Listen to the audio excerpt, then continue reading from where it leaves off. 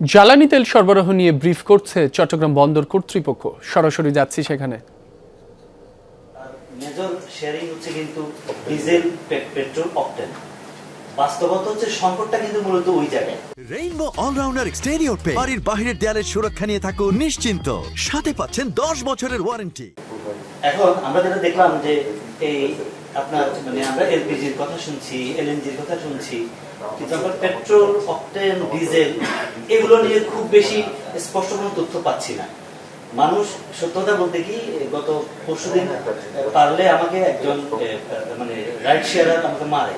এটা বলার উদ্দেশ্য হচ্ছে সাংবাদিকরা তোপের মুখে পড়ে যখন আমরা রিফিলিং স্টেশনগুলোতে নিউজ করতে যাই, অনেকে চলে যায়, অনেক জায়গায় তেল পায় না।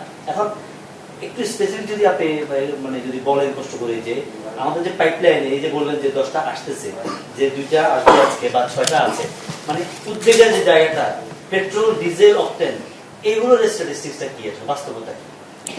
আমরা যদি হয়তোবা বিপিসি, জি আমি আপনাদেরকে একটু আরো ক্লিয়ার করে বলি। আমরা হয়তোবা তেলের স্ট্যাটিস্টিক্স এবং সংকটের আরো যদি ডিটেলসটা হয়, এটা বিপিসি থেকে টোটাল বিষয়টা ব্রিফিং করাটা হয়তোবা আরো সমীচীন হতো। বাট আমাদের কাছে যে তথ্যগুলো রয়েছে আমি সেটা আপনাদের সাথে শেয়ার করতে পারি, এবং সেই জায়গা থেকে আমরা বলছি যে আশঙ্কার জায়গাটা একটু তুলনামূলক কম। এলএনজি এবং গ্যাস অয়েল, এটা নিয়ে জাহাজ আসবে।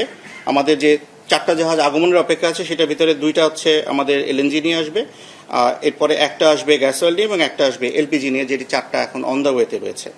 আর আমাদের যে সংকটের জায়গাটুকু আপনারা বলছেন, সেই জায়গাটুকুতে অকটেন, পেট্রোল কিংবা যে সমস্ত ডিজেলের বিষয়টা বলছেন, এই বিষয়টা আমি গতকালকেও সংবাদ ব্রিফিং দেখছিলাম, যেখানে পরিষ্কারভাবে উল্লেখ করা হয়েছে যে এটা সরকার সমন্বিতভাবে সিদ্ধান্ত নিয়েই কিভাবে এটাকে মোকাবেলা করবে, এবং চাহিদার আমাদের যা রয়েছে সেই চাহিদা অনুযায়ী তারা জাহাজ এখানে দেওয়া, প্লাস হচ্ছে গিয়া চাহিদাটা প্লেস করা, টেন্ডার ফ্লোট করা, এই কাজগুলো খুব সচেতনভাবেই তারা করছেন।